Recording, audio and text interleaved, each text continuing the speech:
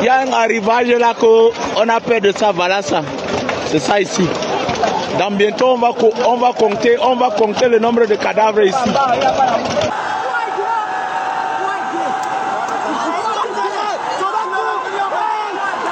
Un tragique éboulement d'une rare violence ensevelit plusieurs dizaines de personnes. La mort frappe aveuglement sous le regard médusé de jeunes témoins.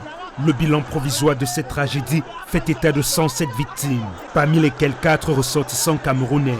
Le drame est survenu mardi après-midi en territoire centrafricain, plus précisément dans la localité de Zamboy, un village frontalier qui jouxte une autre localité du même nom, située quant à elle sur le territoire camerounais.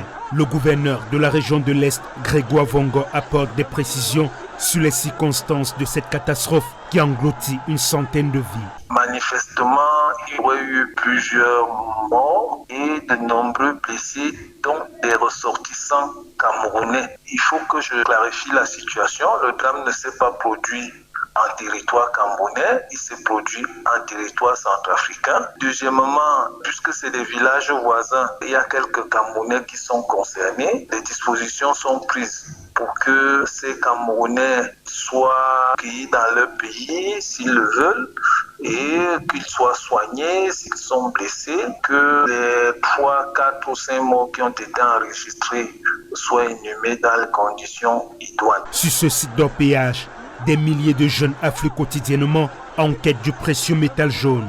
Il s'agit majoritairement de mineurs déscolarisés. Des familles entières y projettent également leur avenir. Dans les chantiers d'or, là, c'est les enfants. Les enfants qui vont là-bas, 10, 15, 20, 30 ans maximum. Il y a la misère.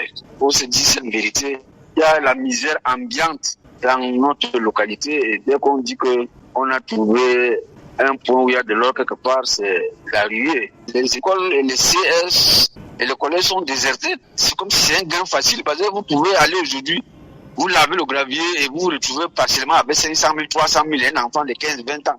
Ces artisans miniers œuvrent dans des conditions d'une extrême négligence, dépourvus de la moindre mesure de sécurité adaptée. Des engins font créer des dunes là, des montagnes quand ils creusent pour enlever le gravier là où il y a l'or. Ils font des montagnes de terre, des montagnes de terre.